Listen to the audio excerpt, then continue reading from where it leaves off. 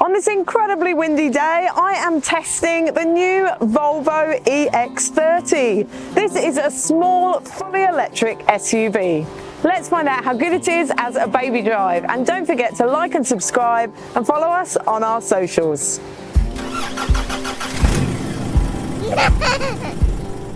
The boot section of this review is brought to you by Tooler.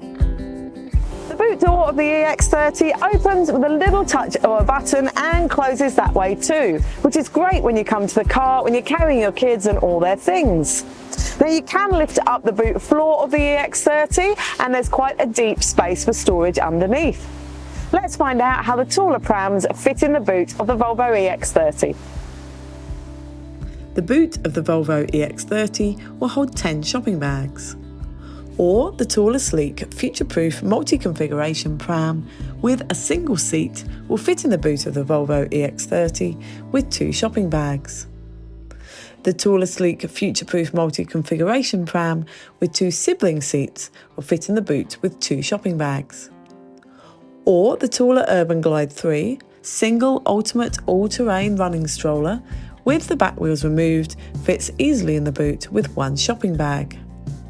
Or the taller spring, lightweight and one-handed folding stroller fits in the boot of the Volvo EX30 with 3 shopping bags. Or you can fit 2 90-litre taller Chasm duffel bags, or a very small dog. In the front of the EX30, it's really lovely and minimal. It feels really nice and artsy and well designed. A lot of the fabrications used are recycled material and they've got really nice textures to them and colours. There's also no driver display and no central cluster, so it's really nice and minimal in here. It makes it feel quite light and airy. Also with this huge sunroof as well, and the windscreen, it brings a lot more light in. But when it comes to storage in the front, it's actually very good. There are 2 cup holders in the central console. They'll hold a reusable or a disposable coffee cup, and you can actually just push that away and use that as a storage area too. Underneath is a good storage area. You can put a handbag down there, but also you can open that up, and underneath you've got USB-C sockets and phone storage as well. You've got 2 pads, one is for wireless charging and one's just for storage of a phone. Now the glove box in the front here is rather clever. You open it using the media screen and it comes down in the centre here. I actually really like it and it fits my wallet perfectly. Now there's no glasses case in the ceiling. There are visors that have mirrors but they're not lit. And the door bins in the front are a good size. They will hold a small water bottle and an iPad and wallet fit in them too. Now the EX30 has not been through ANCAP crash testing yet. It does have 5 airbags and side airbags that extend to second row passengers.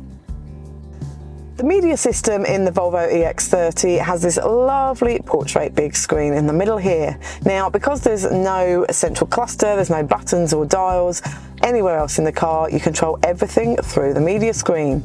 So you even adjust your mirrors and open your glove box and the boot and everything through here. You can look at your car status in here and change a lot of the settings throughout the car. An important one for families is sounds for those with sensitive children.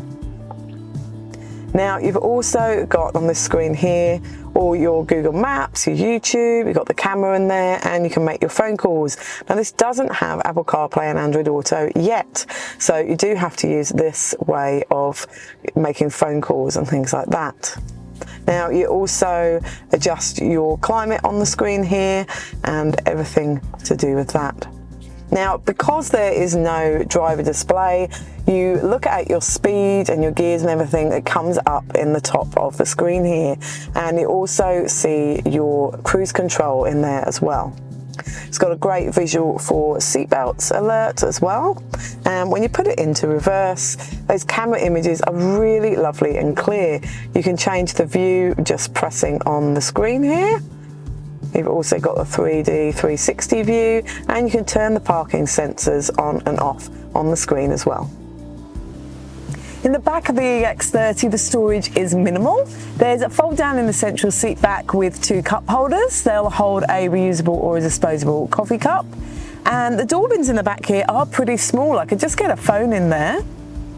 On the back of both front seats there are mat pockets. They will hold but not conceal an iPad, and there's a little slot in those to store a phone. In the back of the central console box there's a long tray that you can pull out, which I found good for popping the kids' snacks in, and they could help themselves while we were driving. Now, there were no air vents in the back of the EX30, so it's a little bit trickier to keep passengers in the back the right temperature while driving along. There are lights above the rear doors, so that makes it nice and easy at night when you're putting kids in and out so you can see what you're doing. There's no handles there, but there are small hooks, so you could hang a toy on there for your little rear-facing passengers to keep them entertained while driving. There are ISOFIX in the two outer rear seats. Now, they're not within plastic guides. You pull down a big piece of the seat fabric and they're hidden behind there. It's really nice and neatly done. Now, they are really nice and easy to connect to. There are top tether anchorages on the back of all three seat backs, so they're clearly labelled and really easy to access through the boot. Now, I'm so surprised I could fit 3 child seats in the back here. It's fantastic news. I could actually get 3 forward-facing child seats, or I've got 2 forward-facing and 1 rear-facing infant capsule in the back here. It's a really lovely surprise. I really didn't think it would hold 3. Now, legroom is a consideration though. With forward-facing child seats, we could get a 180 centimetre driver in front of the forward-facing child seat. However, with the rear-facing infant capsule I have, I could only just sit in front of it, and I'm 162 centimetres. So if you've only got 1 infant in rear-facing child seat, you might want to pop them on the passenger side of the car, so that if you've got a taller driver than me, they can sit in the front.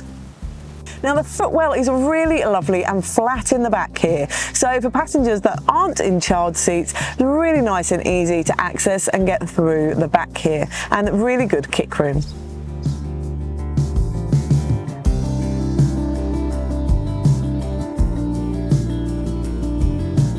The Volvo EX30 is a really great car to drive. Now, this is the twin motor performance all-wheel drive model. It has a range of about 460 kilometres.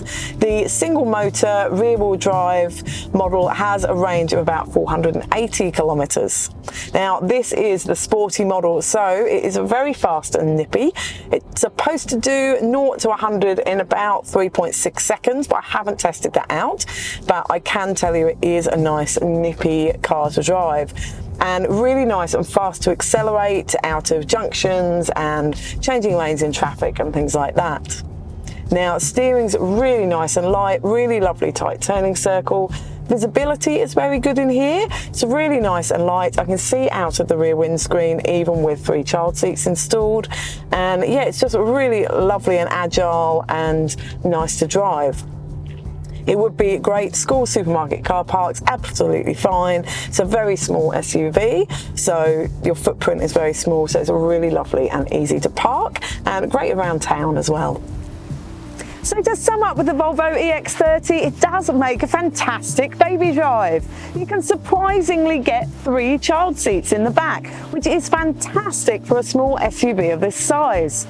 Now, legroom is a consideration, and if you need to put a rear-facing infant capsule in the back there, then legroom is very minimal in the front. However, with forward-facing child seats, legroom is pretty good in here for a small SUV.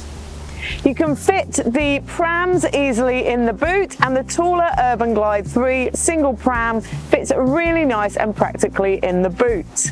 The drive is fantastic in here, and the battery range is a really decent amount for family weekly life.